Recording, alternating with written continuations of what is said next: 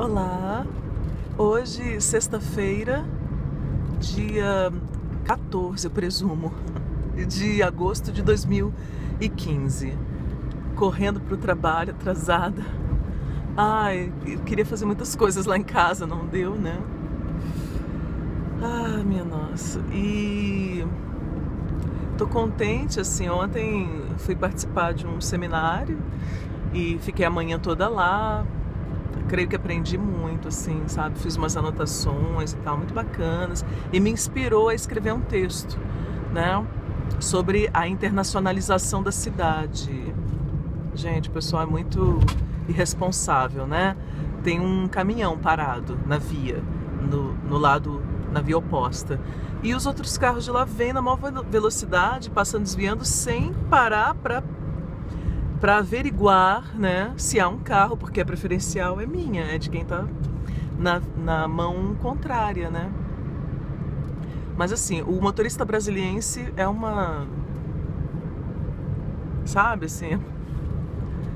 É horrível, é uma barbaridade, é uma coisa horrorosa. Bom,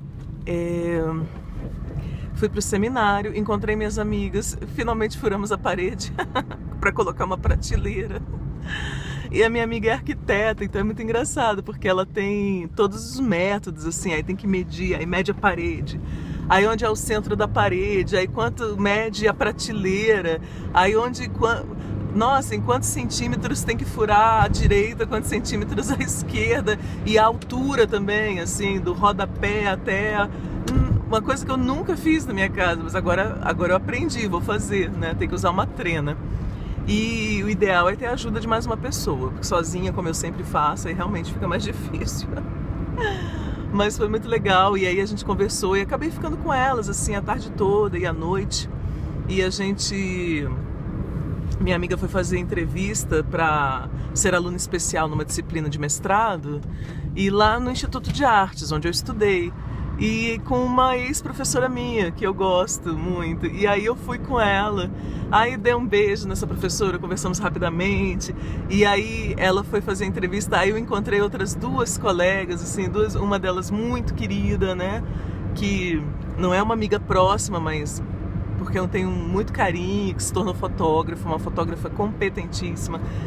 E tá, então assim, foi um dia de encontros, reencontros, né? E muito gostosos. Então, foi um dia doce, um dia delícia. Aí, eu tava agora pensando, né? Essa minha amiga, por exemplo, que é fotógrafa, eu tinha falado pra ela, tenho vontade de fazer um ensaio de nudez até, mas é aquela coisa, né? Guardar esse registro, essa memória dos 40 anos, não sei o que. Vamos fazer, papá. Só que aí na época que a gente conversou, acho que isso faz uns 2 anos, era pra marcar os meus 40 mesmo, uns 3 anos. E aí acabou que eu não tinha dinheiro, aquela loucura, corria, passou, né? Esqueci totalmente. Aí ontem ela lembrou, falou, poxa, Sheila, é aquele nosso ensaio e tal, temos que fazer, tal. Falei, caramba, falei, não, agora eu tô meio dura de novo. Não, mas a gente resolve isso a gente vê como é que faz, mas vamos fazer, a gente tem que fazer. Aí eu fiquei, né? Aí agora de manhã eu lembrei, falei, puxa vida, né? Essa coisa... o corpo é legal, assim, por um lado você tem pra você, mas já não tem mais, por exemplo, nenhum desejo de mostrar pra ninguém, porque não é mais como na época que eu fui modelo vivo. Agora, por outro lado, foi exatamente esse pensamento que me ocorreu agora, né? Falei, nossa, Sheila, você tem que parar também com esse autoflagelo, essa autocrítica de, não, eu já fui muito bonita, eu já malhei muito, não sei o que, e agora eu tô feia, e agora eu tô acabada, e agora eu tô completamente out, Não, porque não é ser condescendente consigo próprio também, não, realmente não tem como comparar cada idade com a sua beleza, e há uma idade que é uma coisa de louco, né? Um escândalo, que os 20 e os 30 anos uau, sabe, assim, uma coisa, né? Isso parece uma estátua de mármore, é uma coisa linda. Agora, eu me lembrei que, na verdade, eu tô no meu auge, porque nós somos as quarentonas, e as quarentonas são as novas balzaquianas.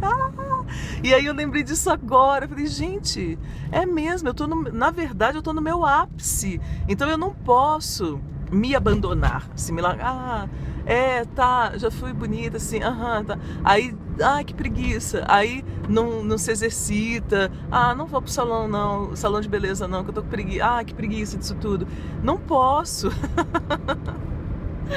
Assim, agora que eu finalmente me tornei uma balzaquiana do século XXI, e que é esse misto, né, assim, ainda uma jovialidade, mas uma maturidade que não sei, eu particularmente associo uma certa sofisticação do ser, sabe, assim, tem mais elan, né, tem mais malícia, tem mais né, sabe lidar melhor com as coisas, e autonomia, né, não tá em busca de um salvador, mas nesse caso específico, mas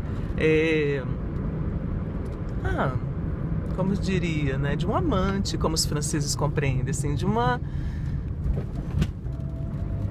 de boas horas, né?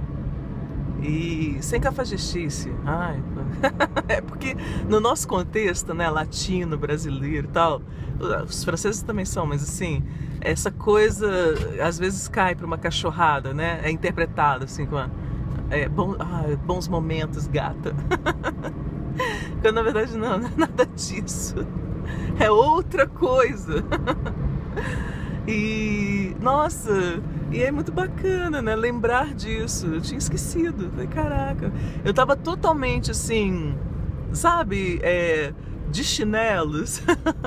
Aposentei, tipo assim, aposentei, legal, ok, tô fora vou nem pentear o cabelo, sabe assim. Tava quase tudo bem que a minha Ártemis está aflorada, mas também não preciso virar uma selvagem na mata, né? Então, eu acho que é conciliar essas coisas todas. Minha Atena também tá muito aflorada, né? Muito aflorada. E é muito engraçado, assim, ontem, só pra ilustrar, né? Como a Atena tá aflorada. Aí, fui levar minha amiga lá pra fazer a entrevista. E ela falando, né, nossa, eu sou muito tímida e eu fico muito nervosa e tal. E eu sei, imagina, a gente convive há anos, mas ontem que eu entendi o quão tímida ela é mesmo, assim. Que eu não tinha visto uma circunstância, sabe? A gente sempre se encontrava pra sair, pra papear, nunca pra uma coisa de trabalho, nunca pra fazer uma coisa juntas, assim, né, mais séria. E aí, caramba, ela ficou muito nervosa, muito tímida, toda assim, desconcertada, né? Pra fazer uma entrevista que era só ela e a professora. Ela, a professora, os desenhos dela, sabe? Assim, nada de... E aí, eu falando a ela, com você é o contrário, né? Você fala em público e tal. Eu falei, minha amiga, eu sou tão abusada que eu fui para um seminário de estudantes e faculdades, assim, cursos de réu, que eu nem sabia que era isso, a ênfase era essa, porque a universidade e a internacionalização da cidade, a meu ver, abarca tudo, né? Todas as áreas. Mas chegando lá, era o primeiro evento, então era o povo de réu. E eu, que não sou de réu, tão abusada, fui a primeira a falar, depois, quando a primeira mesa de abertura abriu para 3 perguntas, eu fui a primeira a falar e nem fiz pergunta, eu ainda fui lá falando que eu queria... tentar dar uma pequena contribuição. Muito abusada. Aí, o povo, o chefe da mesa, o presidente da mesa, né, que é um diplomata, Rômulo, que é o atual assessor, o chefe, né, da assessoria internacional do GDF, pareceu gostar, assim, pareceu achar interessante o que eu fui apresentar, que era o seguinte, eles... A assessoria internacional vai iniciar um projeto, que esse é interno, que é das escolas, uma parceria escolas públicas, escolas e embaixadas. Então as escolas serão levadas a conhecerem as embaixadas, as diferentes culturas, tradições, expressões artísticas e etc, culinária, etc, né? Então vão procurar fazer isso. E aí isso me fez pensar que essas tradições, expressões e tal precisam ser mais difundidas ainda. Então eu fui apontar a importância, né, a parceria e tal dos meios de comunicação públicos, ou meios de comunicação pública, que a salvo, né, das pressões de lucro, de audiência, não sei o que mais, tem um papel predominantemente educativo-cultural e podem contribuir enormemente para divulgar de uma maneira mais ampla, quer dizer, para os pais dos alunos, né? Para o ouvinte em geral, sobre essas outras culturas. E até mencionei que na nossa... até mencionei, assim, né, que na nossa cidade nós temos um veículo que já está iniciando isso e tal. Então, essa foi a minha primeira fala. A segunda fala, aí o segundo ponto era que a partir de palavras-chave que eles próprios haviam mencionado, como as cidades precisam oferecer uma experiência de afetividade, né, uma experiência que marque os indivíduos, etc e tal. E a outra fala, a cidade precisa saber investir nas suas vocações. E, enfim, eu fui apontar a importância das manifestações artístico-culturais. Então, assim, o segmento cultural, né, na construção, porque Brasília já é icônica mundialmente por causa da arquitetura de Niemeyer, arquitetura modernista, e aí o trabalho de Lúcio Costa se agrega a isso e tal. Então, vem estudantes de arquitetura do mundo inteiro para Brasília, às vezes. Não é sempre, porque eu acho até que deveria existir um investimento da cidade nisso também, né? Criar atrativos para que mais estudantes de arquitetura venham, isso aqui vire um polo, né? Então Brasília já é mundialmente conhecida por isso. Agora, ela tem toda a capacidade de expandir. Então, assim, o teatro, a dança, o cinema brasiliense está angariando prêmios nacionais e internacionais. Tudo bem, então estamos falando de linguagens tradicionais, né? Assim, até um pouco burguesas, né? Mas nós também temos grupos de cultura popular fortíssimos e desconhecidos até da população local. Nós temos uma outra característica sui generis, que Brasília fez convergir para si todas as regiões do Brasil, né? Então há imigrantes aqui, pessoas que vieram se estabelecer de todas as regiões do país, com a diferença de que Brasília é muito nova. Então as tradições, os costumes, né, as formas de vida que essas pessoas trouxeram ainda estão muito frescas, muito, digamos, pouco contaminadas ou pouco transformadas, sabe? Pouco alteradas por estarem neste caldeirão aqui que amalgama tudo. Então, isso nossa, eu acho, né, um coelho na cartola. Precisa aproveitar, é um tesouro, né? Então, Brasília é capital da cultura. A gente precisa, sabe, fomentar isso. Então, eu percebi, aí eu fui lá fazer essa fala, tá? E aí ele já sugeriu, sim, fale com o Guilherme Reis, que é o secretário de Cultura do DF, e o fulano de tal, que aí é o chefe abaixo dele, lá na assessoria mesmo e tal. Marcar uma reunião, etc, etc. E eu falei, claro, com o maior prazer. Mas foi isso, eu estava lá, na verdade fui movida achando que ia ser outra coisa, mas também aprendi ouvindo as discussões dos internacionalistas. E me dei conta, falei, nossa, o segmento cultural tem que colar nessa galera, tem que colar nos internacionalistas, tem que colar no pessoal dos direitos humanos, tem que colar, assim, nós temos que nos mexer, né? E ampliar, porque senão a gente fica lá numa caixinha, numa redoma. Ai, mas eu sou tão talentoso, porque eu sou genial. Nossa, mas eu sou tão especial. Nossa, mas a minha arte, não sei das quantas. Outra galera que a gente tem que colar é da educação, que eu sempre falei, né?